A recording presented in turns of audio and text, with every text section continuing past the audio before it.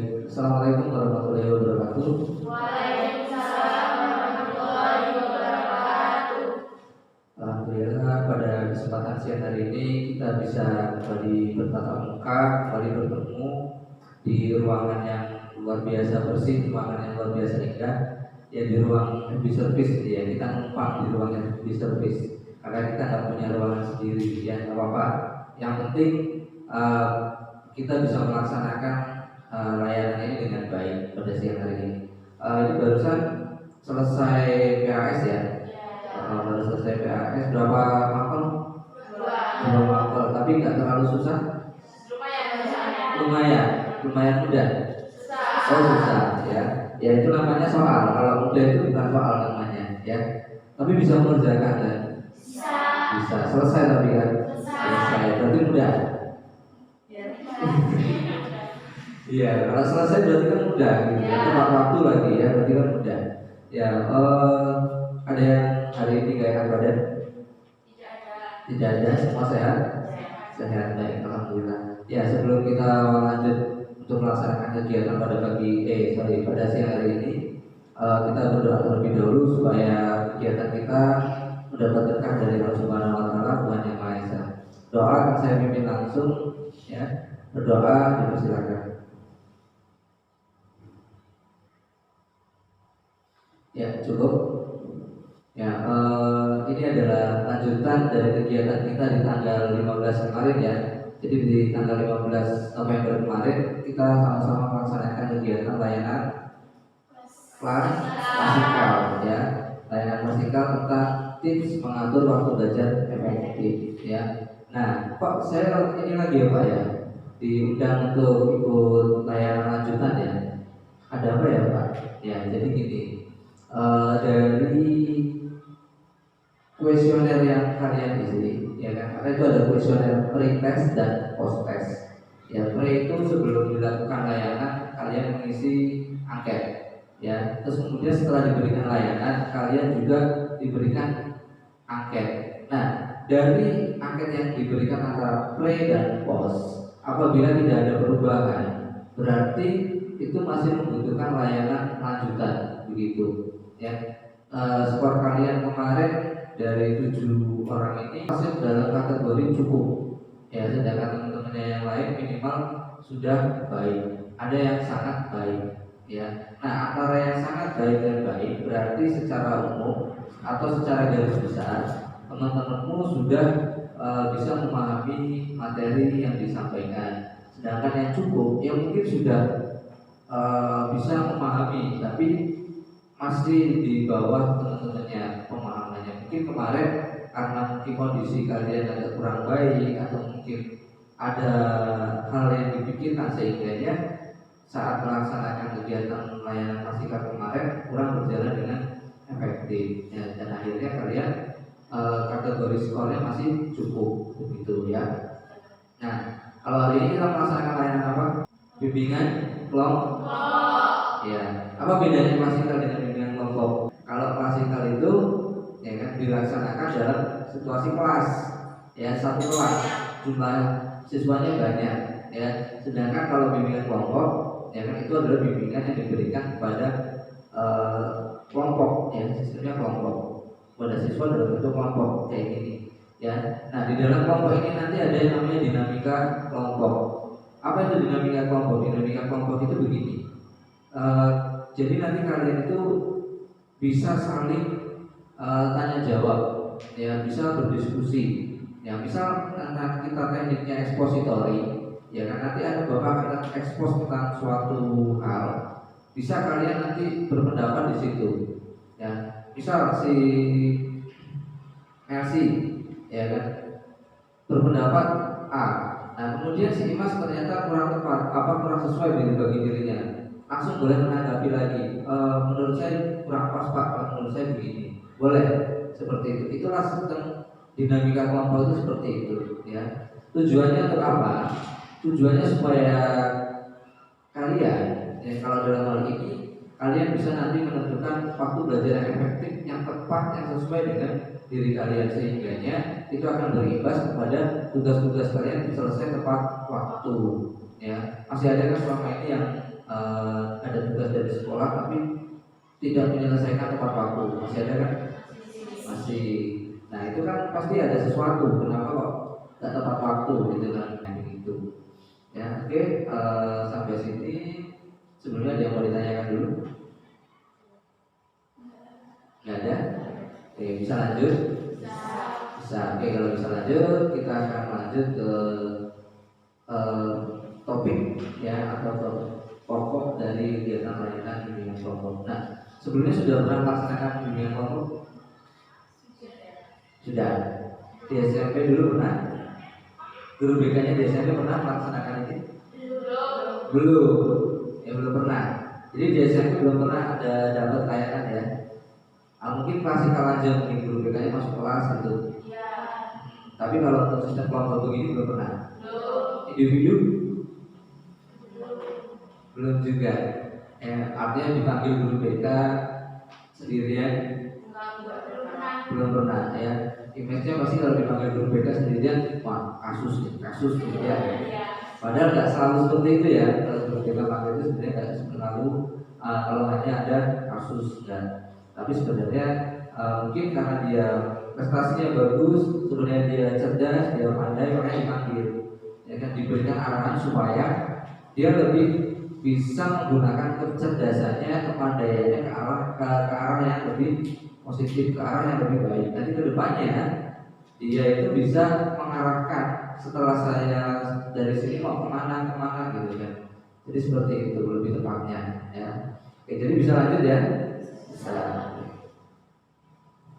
Nah, bimbingan kelompok ya. Jadi mungkin ada dari kalian yang memang belum pernah melaksanakan bimbingan kelompok dan masih belum tahu ya kan bimbingan kelompok itu apa. Nah, di sini ada dua pengertian ya yang dikemukakan oleh seorang tokoh ya dalam bimbingan konseling. Oke, siapa mau membacakan pengertian yang menurut Bapak Prayitno? Oke, silakan dibacakan.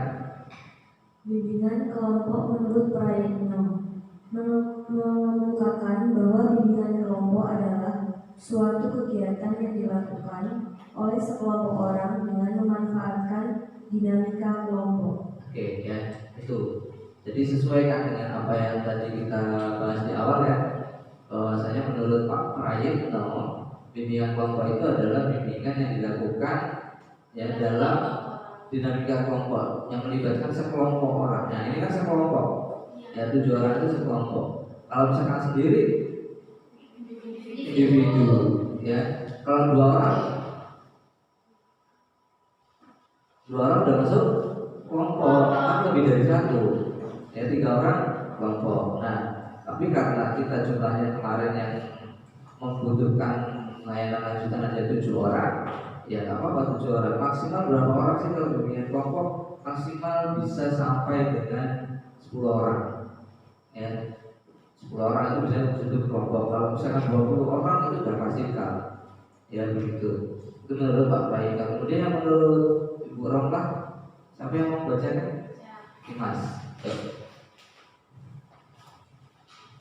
Bimbingan kelompok menurut Romlah mendefinisikan bahwa bimbingan kelompok merupakan salah satu teknik bimbingan yang berusaha membantu individu agar dapat mencapai berkembangnya secara optimal sesuai dengan kemampuan, bakat, minat, serta nilai-nilai yang dianutnya dan dilaksanakan dalam situasi kelompok. Bimbingan kelompok ditujukan untuk mencegah timbulnya masalah pada siswa dan mengembangkan potensi siswa.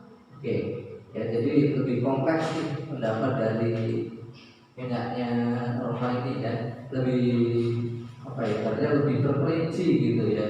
Jadi menurut Roma ini dalam bukunya tahun 2001 halaman 3 ya, beliau mendefinisikan bahwasanya bimbingan kelompok merupakan satu teknik dalam bimbingan konseling ya, yang berusaha membantu individu untuk mencapai perkembangannya. Jadi dari individu-individu ini ya, kalian ini ya, di setiap jenjang usia itu punya tugas perkembangan ya, tugas perkembangan yang harus diselesaikan. Misal sekarang kan kalian masuk ke tahap dewasa awal. Usia kalian berapa sekarang?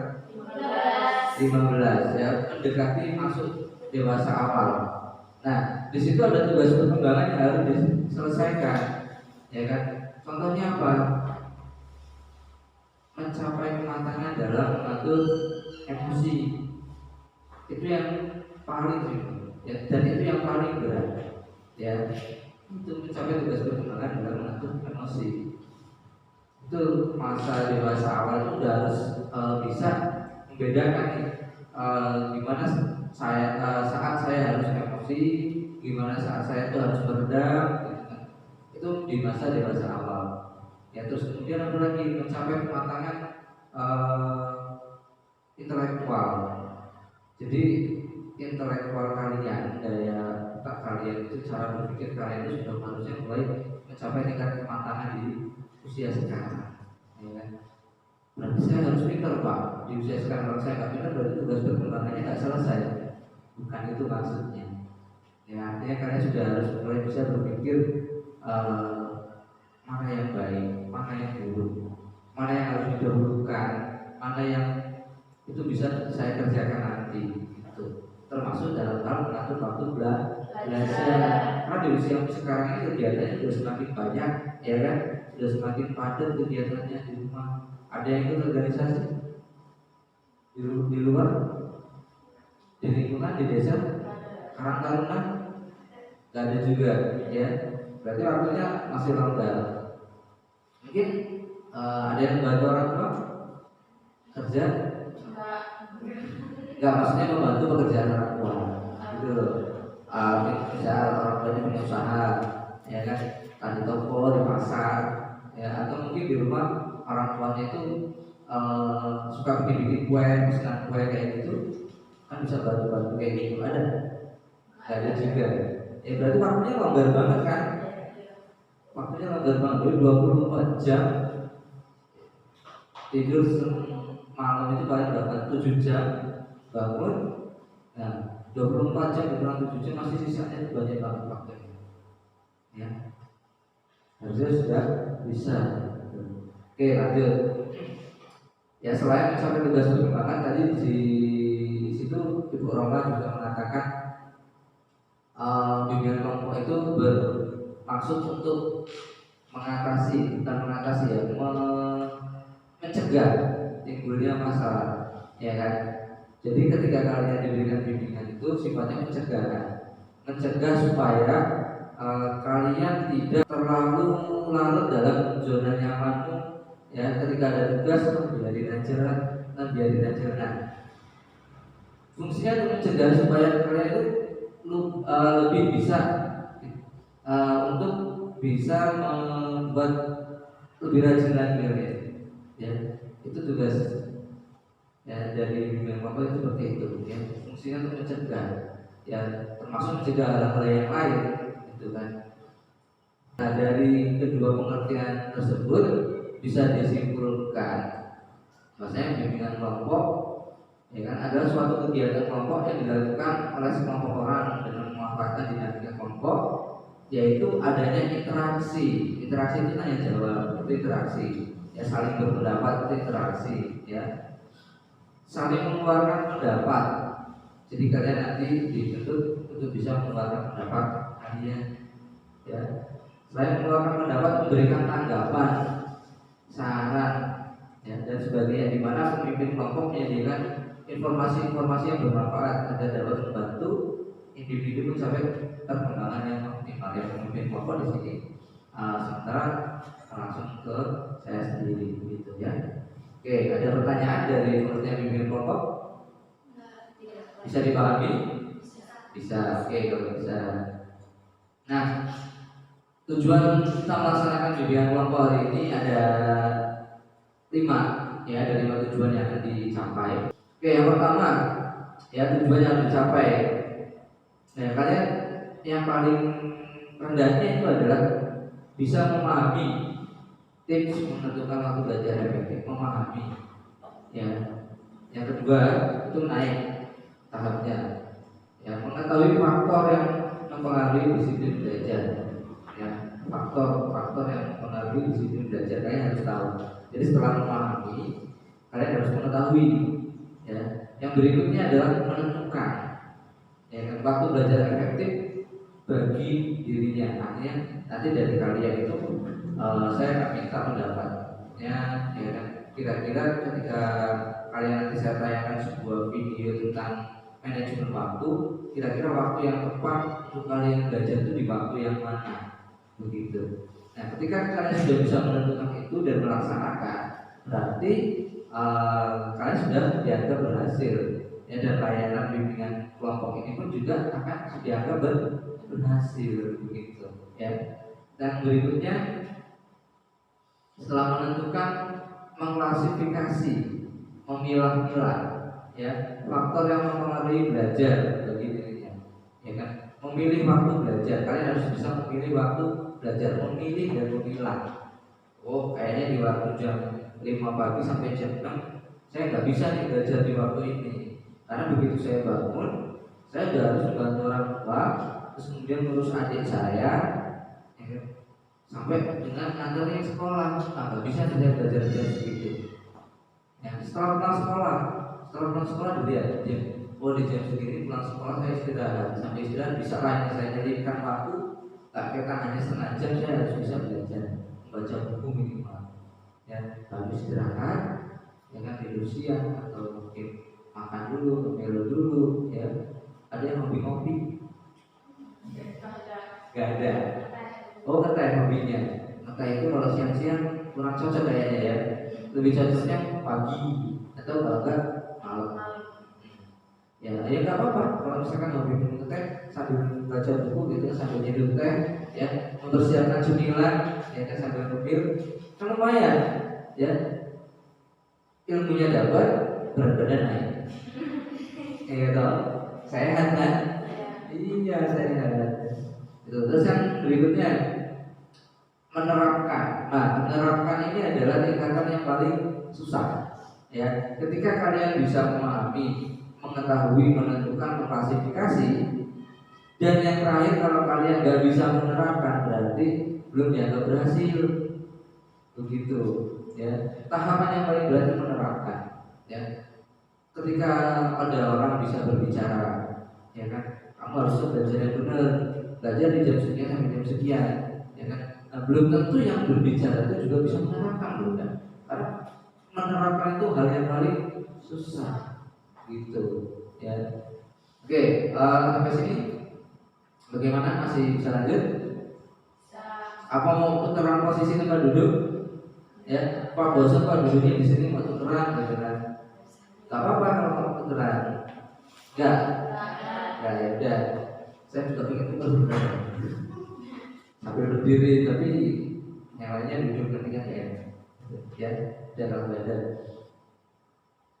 Oke, sebelum saya putarkan video tentang waktu efektif otak untuk belajar, jadi pada dasarnya begini, setiap manusia itu diciptakan dengan otak yang sama. Ya, setiap manusia dilahirkan dengan otak yang sama, kapasitas otak yang sama, jadi besarnya sama, ya. Nah, tapi kenapa kok ada yang di situ lebih cepat menyerap materi, dia lebih pintar, terus kemudian cara belajar dia lebih cepat untuk bisa menerapkan pelajaran-pelajaran itu, gitu kan. Ketika diberi soal, ada yang lebih cepat bisa mengerjakan, lebih cepat nyambung, gitu kan. Nah, kira-kira kenapa sih begitu? Ya. Kenapa kok terjadi perbedaan? Padahal kita dilahirkan sama kan? Sama-sama, kalau misalkan dibilang itu otak kita besarnya sama, ya kan? Kenapa terjadi perbedaan seperti itu? Ngomong aja, ayo. Menurut kalian aja, gak usah berpikiran dan daya salah deh, gak usah. Menurut kalian aja, kira-kira kenapa?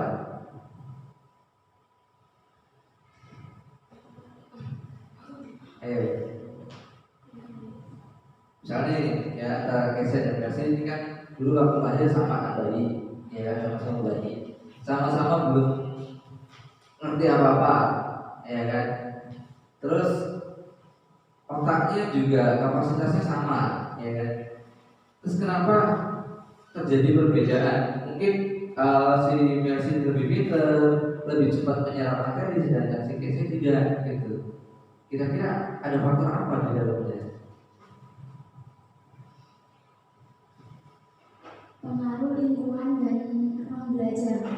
Pengaruh lingkungan dan ruang belajar, ya bisa juga, ya bisa seperti itu. Terus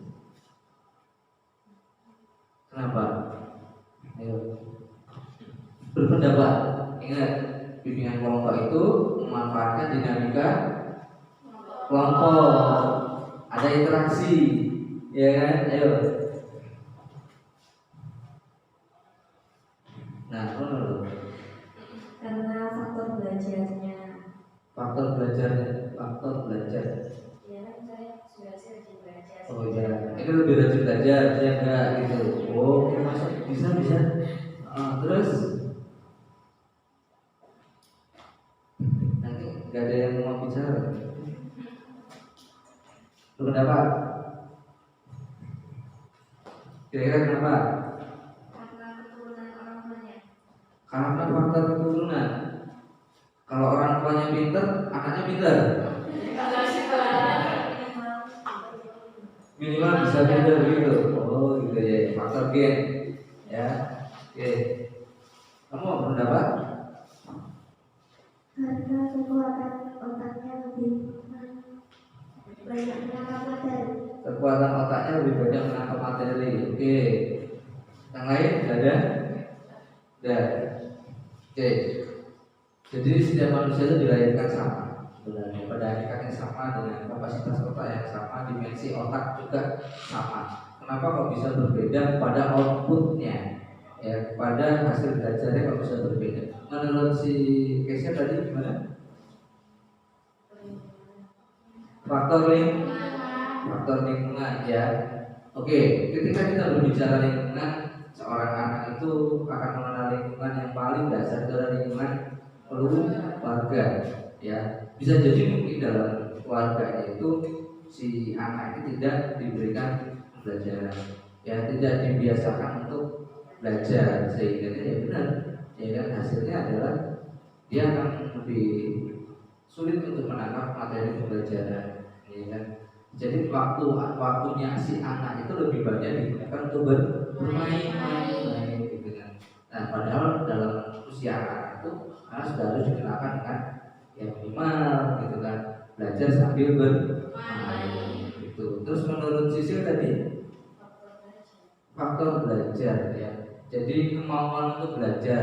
Nah, kemauan untuk belajar ini sebenarnya bisa juga dirangsang, ya kan, supaya anak mau belajar. Gimana caranya? Mungkin dengan cara ketika kamu mau belajar, ya, seorang anak kecil itu minimal bisa menghitung 1 sampai 10 sambil bermain. Nanti dikasih hadiah, gitu. Ya, untuk merangsang supaya anak mau belajar. Yang penting mau belajar dulu. Ya, nanti seiring dengan bertambahnya usia, ya kan, si anak itu bisa dengan sendirinya paham, oh ini tahu fungsinya belajar, gitu. Ya, terus menurut sifat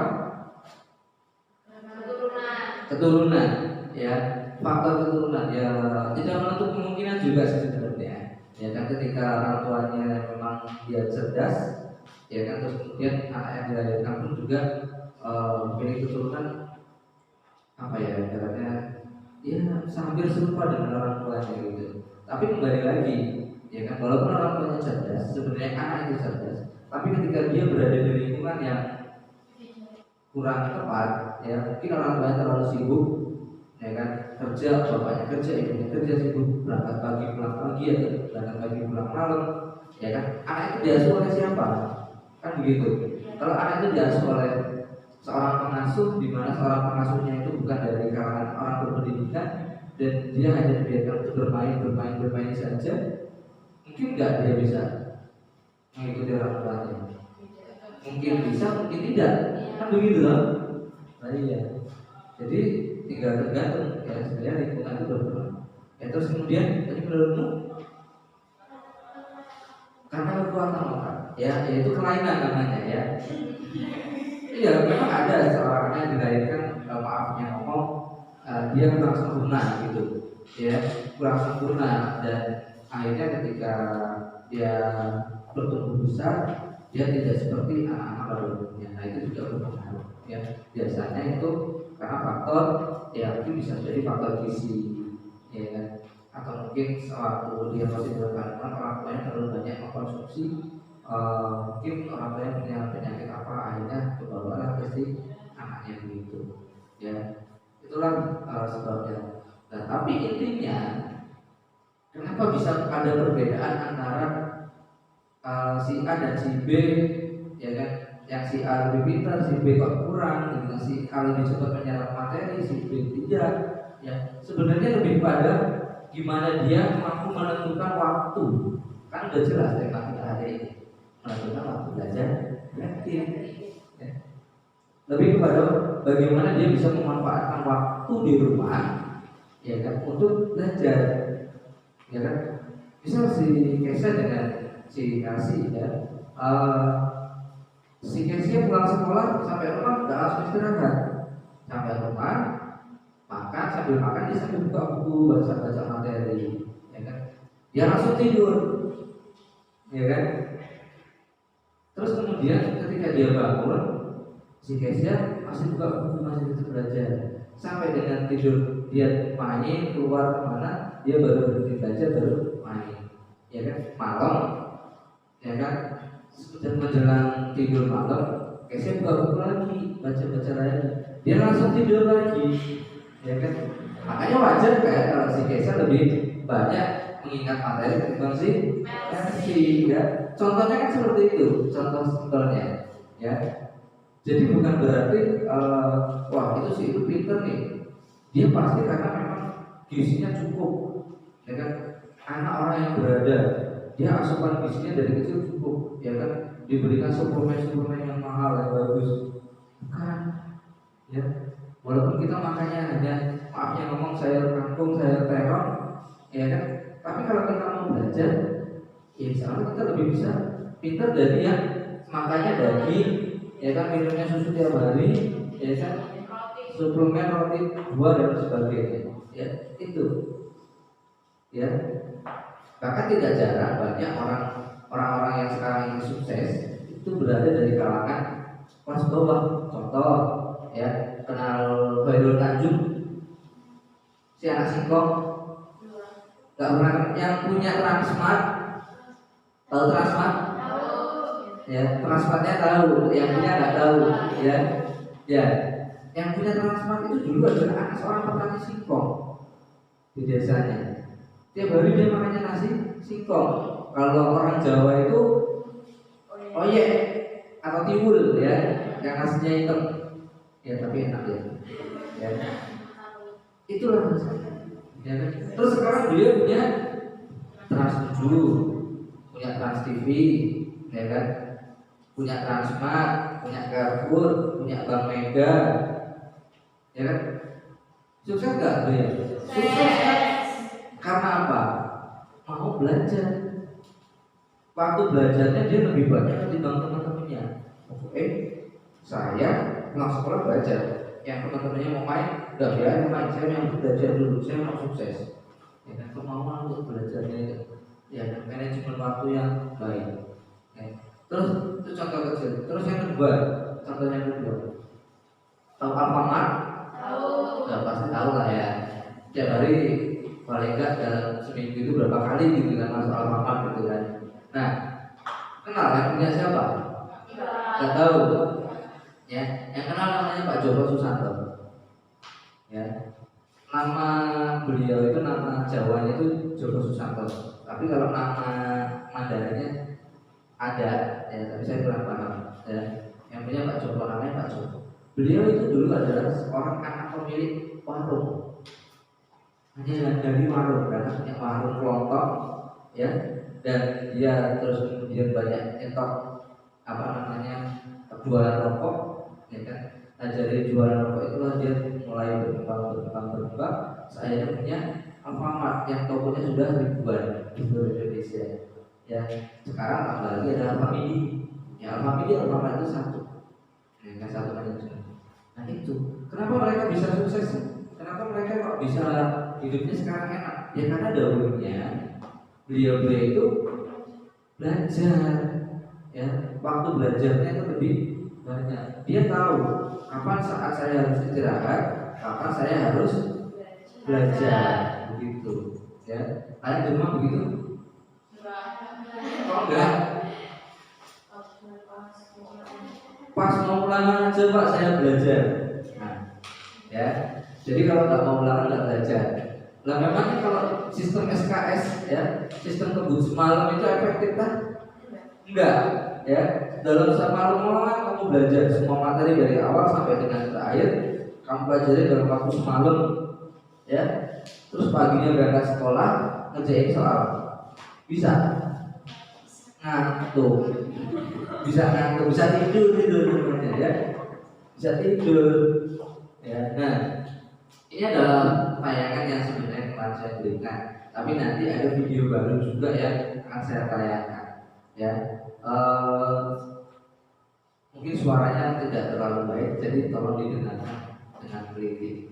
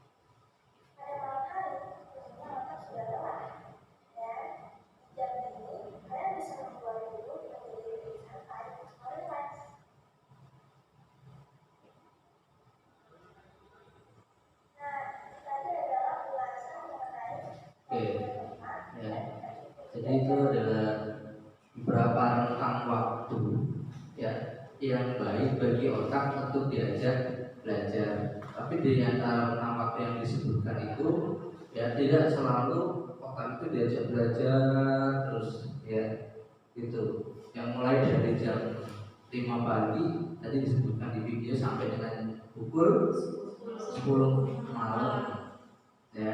Jadi ketika kalian memang mau belajar itu ya di antara rentang waktu dari jam 5 pagi sampai jam 10 malam itulah ya waktu-waktu yang sebenarnya ada di rentang waktu itu waktu yang baik untuk belajar ya. Yang pertama tadi pukul berapa? 5. Kenapa? Kenapa pukul 5 ya Mas? Mendapat rangsangan baru. Ya otak lebih siap menerima rangsangan baru. Ya pada pukul 5 pagi itu otak kita itu masih seger-segernya. Ya ibaratnya kita dari jam 10 malam sampai dengan jam setengah 5 pagi kita tidur, jam setengah 5 pagi dia baru bangun. Ketika kita baru bangun terus kemudian kita terkena yang muslim kita terkena air wudhu persiapan sholat subuh itu kan tambah segar lagi. Kita lebih siap. Nah kita di situ belajar jangan terlalu banyak. Ya baca buku yang beberapa bacaan ya atau materi sampai dengan jangan sampai terlalu siang ya, sebentar saja ya. Terus kemudian persiapan untuk berangkat sekolah ya, berangkat sekolah jam 7 ya kan, jam 7 baru berangkat kan, setengah 7 ya, setengah 7 baru berangkat. Terus kemudian langsung mulai belajar di sekolah jam sampai jam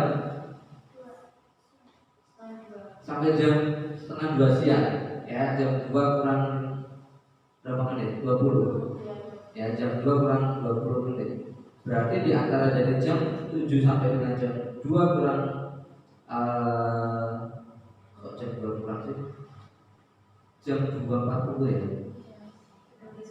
Oh 13.40 ya, jam 13.40 itu beda jam 13.40. Dari jam 7 sampai dengan 13.40 itu apa kalian selalu belajar? Sesekali ada waktu jeda istirahat kan? Ada jeda istirahat. Nah terus kemudian pada waktu pagi jam 7 sampai dengan jam 9 pelajaran yang diberikan pelajaran yang ringan atau berat? Pelajaran yang di situ menghafal atau yang praktek? Ayo jadwalnya. Kira-kira banyak waktu jadwal yang pelajaran yang memang di situ banyak menghafal atau pelajaran yang banyak praktek? Menghafal. Ya, tadi disebutkan pada waktu pagi jam 7 sampai jam 9 ya kan, itu lebih baik digunakan untuk belajar ya kan, materi-materi yang itu untuk lebih banyak hafalannya ya kan. Kenapa? Karena pada waktu pagi itu badan kita ya kan sebenarnya belum siap untuk melakukan aktivitas yang berat. Baru nanti di jam setelah istirahat jam 9 sampai dengan jam 12. Nah itulah biasanya ada yang namanya mata pelajaran produktif jurusan, yang dimana di situ kalian akan belajar untuk mulai dari farmasi semua kan, mulai dari untuk menghitung resep, terus kemudian meracik obat kayak gitu ya. Itu kan pekerjaan yang praktik yang membutuhkan fisik juga selain daya ingat otak ya kan. Itu agak lebih berat. Nah nanti di jam 1 sampai dengan jam kalian pulang ya kan, itu materinya agak sedikit lebih ringan lagi pelajarannya ya. Mungkin hanya mata pelajaran yang sifatnya umum ya, mungkin seperti bahasa Lampung gitu ya, atau mungkin materi-materi yang kayak prakarya gitu ya. Jadi yang sifatnya nggak terlalu berat, karena di waktu jam 1 sampai dengan kalian pulang sekolah jam 3 ya kan, itu otak kita sudah mulai capek ya kan, udah mulai capek, itu juga udah mulai capek. Ketika pulang istirahat ya kan, mulai dari jam 3 sampai dengan jam 6 ya, sampai dengan jam 18 total ya kan. Di situ aktivitasnya lebih kepada aktivitas yang sedikit santai lah ya kan, belajar tapi santai.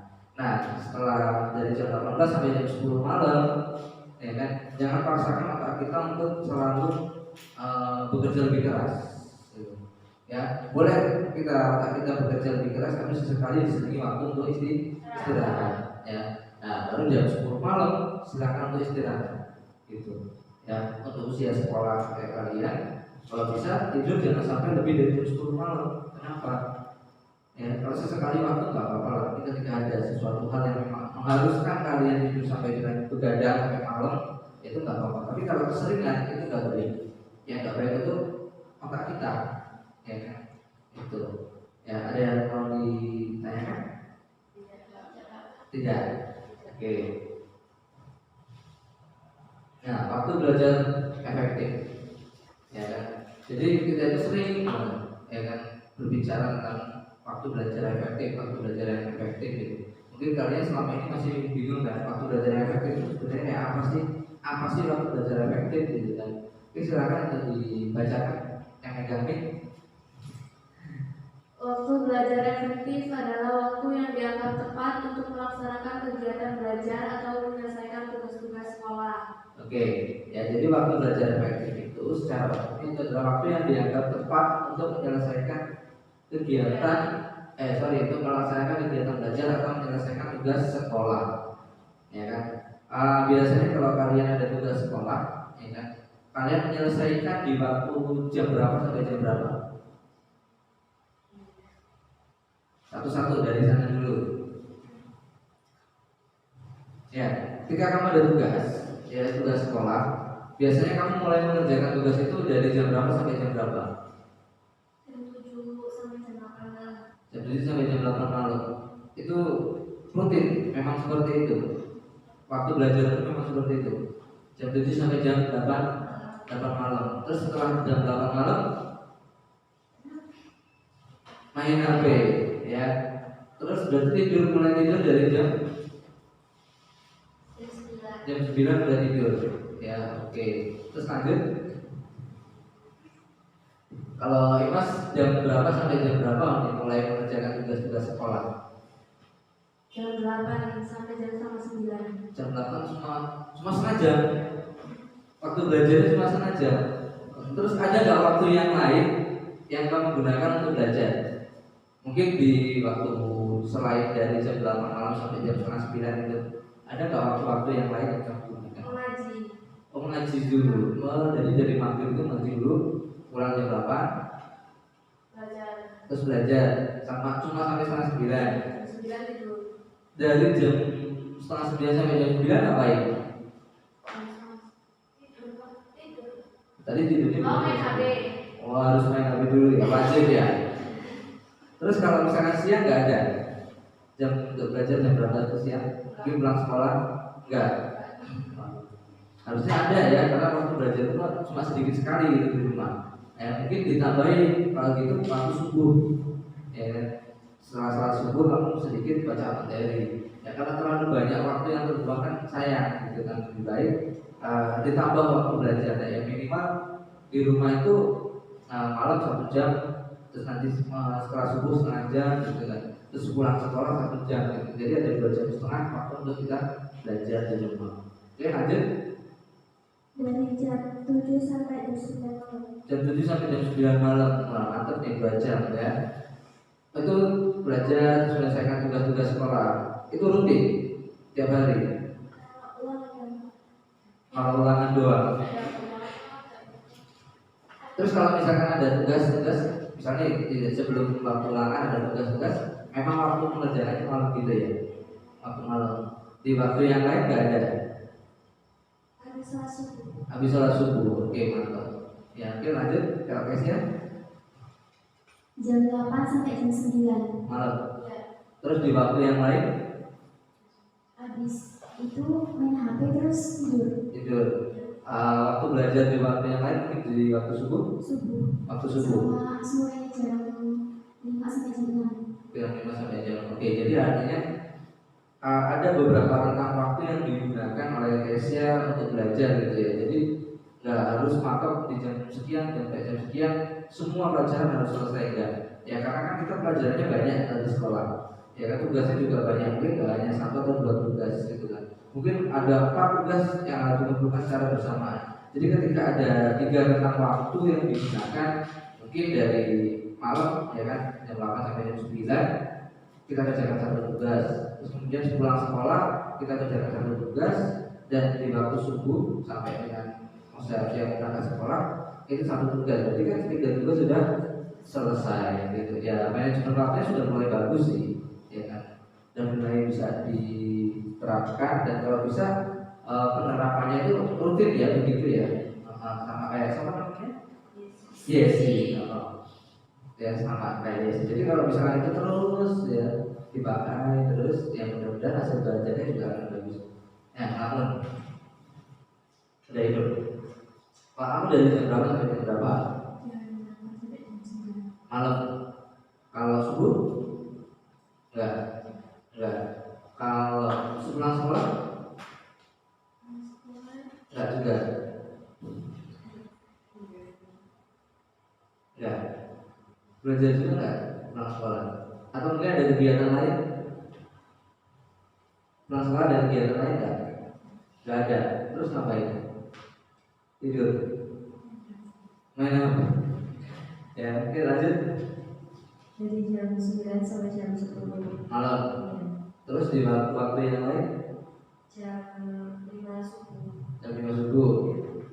Kalau pulang sekolah enggak? Ya, oke. Lanjut. Setengah 7 malam sampai jam 8. Setengah 7 malam sampai jam 8. Terus jam berapa lagi ada belajar? Habis sholat subuh. Setelah sholat subuh. Habis itu udah belajar lagi. Oke. Terus setelah sholat subuh, kita sholat subuh jam 4:30 pagi. Setelah sholat subuh sampai setengah 6 lumayan 1 jam. Jadi ya artinya dari kalian sebenarnya sudah punya ya aturan waktu tersendiri untuk belajar ya. Tapi alangkah lebih baiknya di rentang waktu 24 jam itu jangan hanya menyisipkan waktu belajar hanya 1 atau 2 jam ya kan, yang minimal lah ya kan, nggak minimal lah, nggak minimal, maksimal lah gitu. Yang maksimal lah untuk belajar di rumah itu sediakan waktu kurang lebih 3 jam ya kan. Nah 3 jam itu bukan berarti kamu harus borong 3 jam sekaligus gitu, enggak ya bosan juga ya, capek juga. Tapi kalau misalkan kamu sanggup ya nggak apa-apa ya. Tapi alangkah lebih enjoy kalau kamu misalkan waktu belajar 3 jam itu waktunya dipisah ya kan. Pulang sekolah sampai rumah jam 3 kan, istirahat ya kan. Nanti sore jam 5 sore sampai dengan maghrib ya kan, pakai untuk mengerjakan tugas.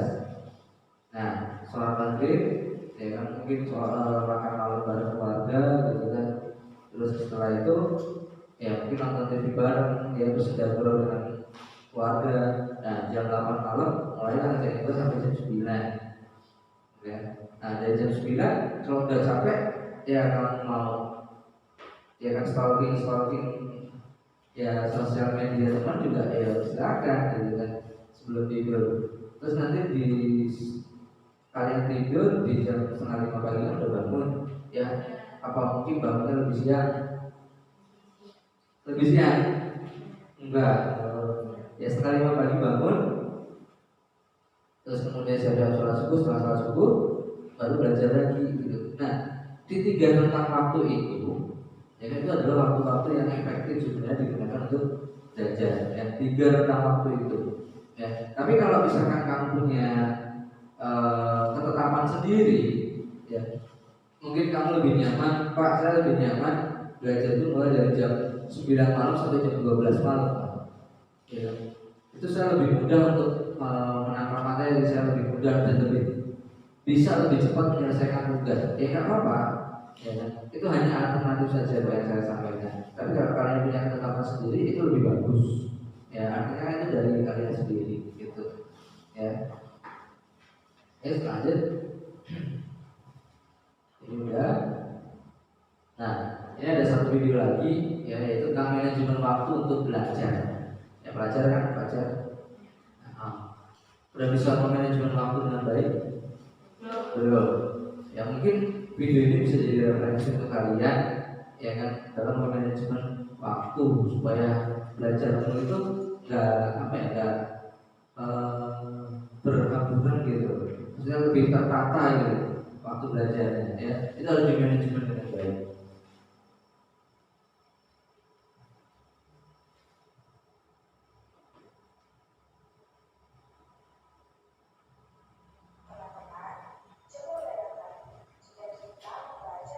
Oke, silakan disimak.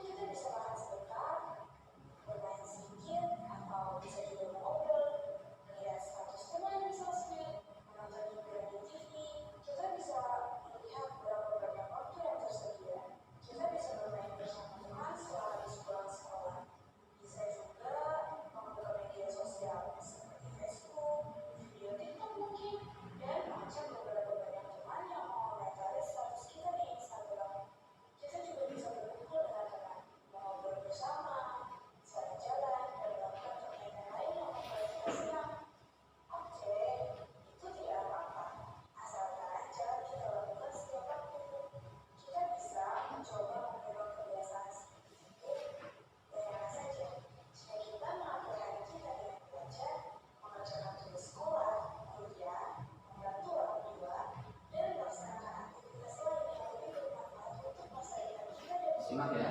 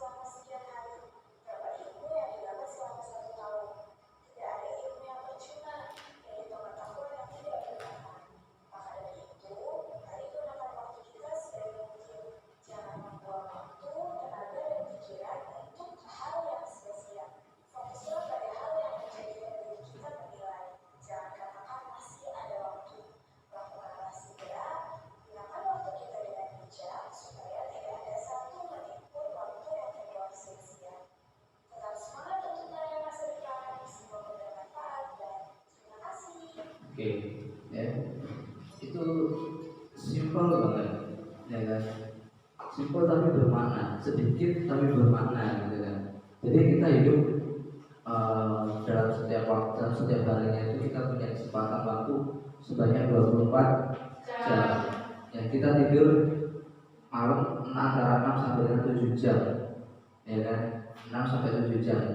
Apalagi kan kalau kalian dalam masa pertumbuhan kayak gini, memang bagusnya tidur itu dari 6 sampai dengan 7 jam. Nah, itu untuk tidur. Berarti kan kalau misalnya waktu tidur itu nggak efektif ya, kita nggak menghasilkan apa-apa. Ya, tapi kita menghasilkan kesehatan yang lebih baik aja, ya kan? Nah, 24 jam dikurang 6 jam berarti masih ada berapa jam?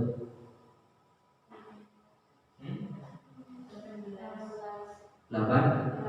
Ada 18 jam. 18 jam kamu bangun pagi, mungkin di rumah hanya sekitar pagi 1 jam, ya kan? Terus kemudian di sekolah berapa jam? Mulai masuk dari 7.30 sampai dengan jam 13.40, yang kurang lebih sekitar 8 jam, ya kan?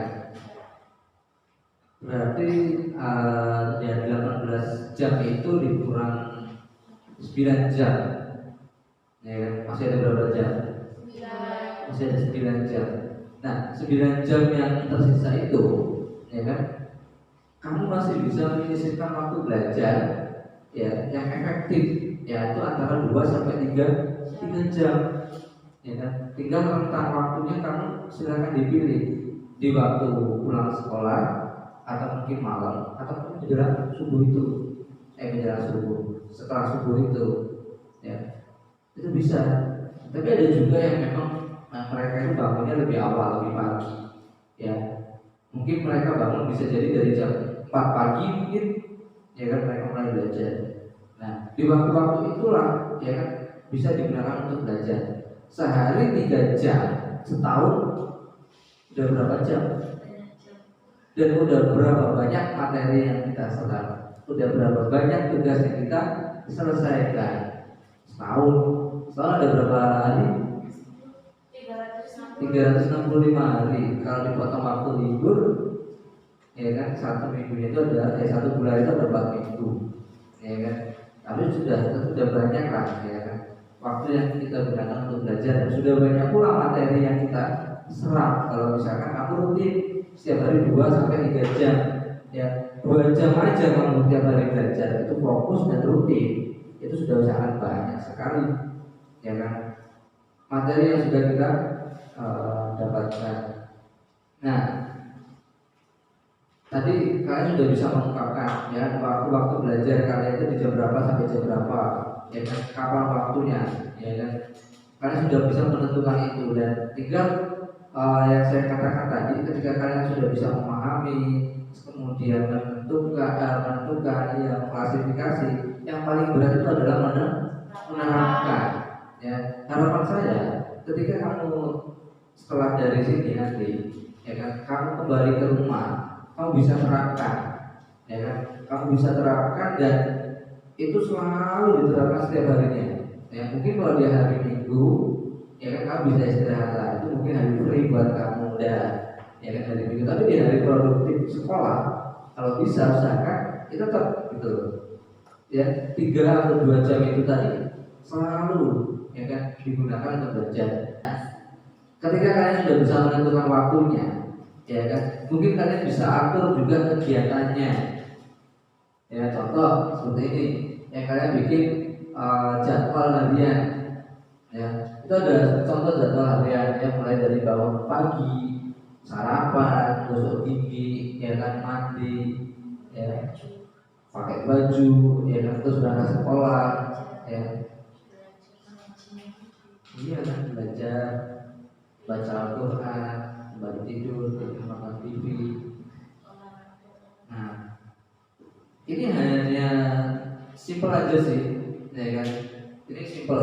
Tapi kalau misalkan kamu buat kegiatan harian di rumah, ya kan, mudah-mudahan itu akan jadi patokan dan kamu akan lebih tertata aktivitasnya di rumah, ya kan?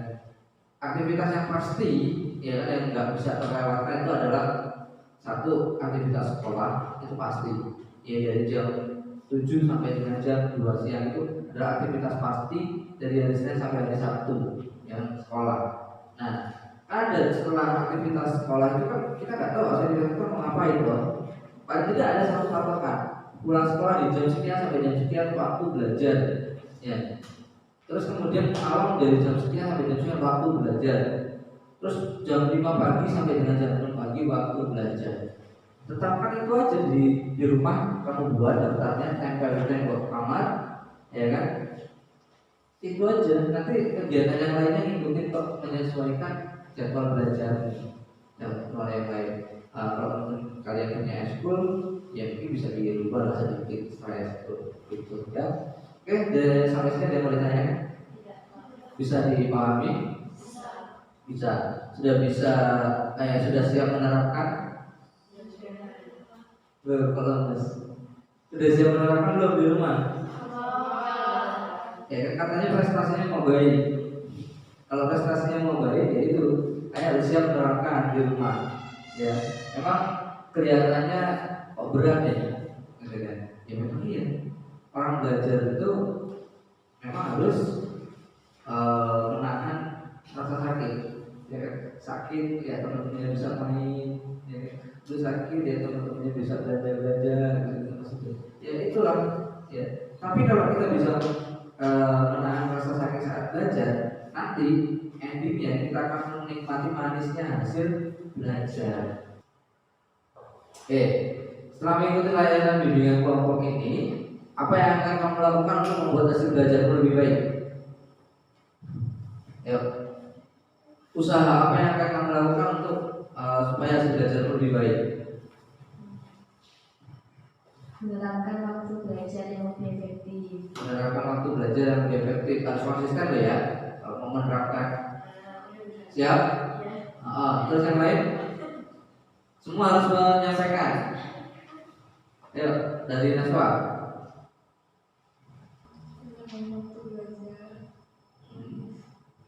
Menambah waktu belajar, oke. Apa lagi?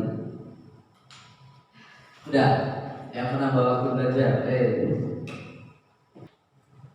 Mulai menerapkan belajar dalam kehidupan sehari-hari. Mulai menerapkan Belajar dalam kehidupan sehari-hari. Menerapkan belajar dalam kehidupan sehari-hari. Jadi apa yang didapat dari belajar mau diterapkan dalam kehidupan sehari-hari. Oke, bagus. Yang berikutnya tidak. Membaca buku tentang mapel kejuruan. Lebih banyak baca buku tentang mapel kejuruan. Oke, lanjut. Ya kan, dipendam aja. Tapi yang penting gini, ketika kalian sudah punya gambaran, tapi susah untuk diungkapkan ya nggak apa-apa. Tapi diterapkan nanti di rumah, ya. Oke, jadi diterapkan di rumah dan nanti setelah kegiatan ini mungkin 1 atau 2 hari saya akan coba pantau kegiatanmu di kelas gimana, dan saya akan lakukan wawancara dengan wali kelasnya, ya kan, gimana nih si dari 7 orang yang sudah ikut bimbingan kelompok itu kan perkembangan belajarnya gimana, apakah tambah baik atau mungkin malah sebaliknya gitu kan, nanti akan dicari tahu di sana. Oke. Ya, itu tadi ya kan kegiatan kita pada siang hari ini, ya kan. Artinya ketika kalian sudah mulai bisa menentukan waktu belajar yang baik untuk kalian, terus kemudian kalian sudah bisa menggambarkan apa sih yang akan saya lakukan setelah mengikuti kegiatan bimbingan kelompok ini, ya kan, supaya hasil belajar yang baik. Itu ada satu indikator keberhasilan dari kegiatan ini, ya. Tapi itu semua kalau hanya sekedar gambaran itu kan hanya percuma, ya kan. Harapannya setelah kamu benar-benar melakukan kegiatan bimbingan kelompok ini, kamu bisa benar-benar menerapkan di rumah, ya kan. Mungkin yang mau menambah waktu belajar ya ditambah, yang tadinya cuma 3 jam jadi 5 jam gitu kan, ditambah, ya itu diterapkan. Yang penting apa? Saat menerapkan itu semua kalian bisa konsisten, ya, itu yang lebih baik, ya kan. Ya walaupun cuma 1 jam, tapi kalau konsisten rutin setiap hari itu lebih baik daripada yang 5 jam tapi seminggu sekali, ya itu. Nah, sampai di sini ada yang mau ditanyakan kembali? Sudah cukup? Sudah bisa dipahami? Sudah bagus lah kalau sudah bisa dipahami, ya.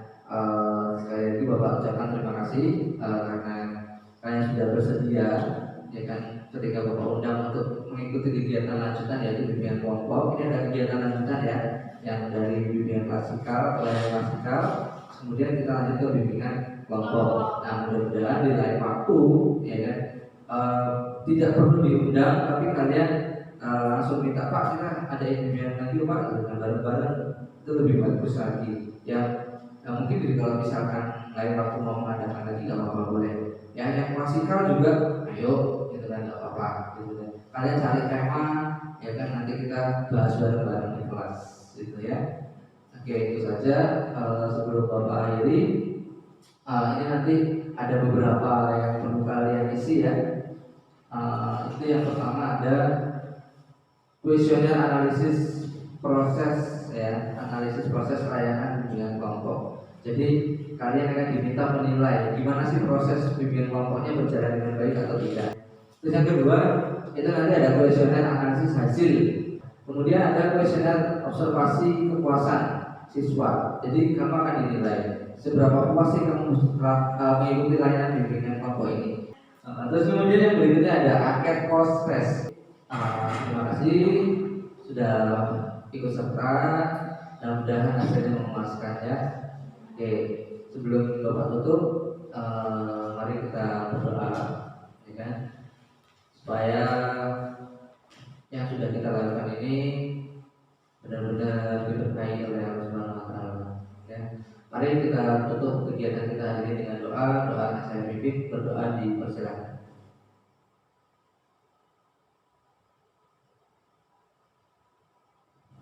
Ya, cukup.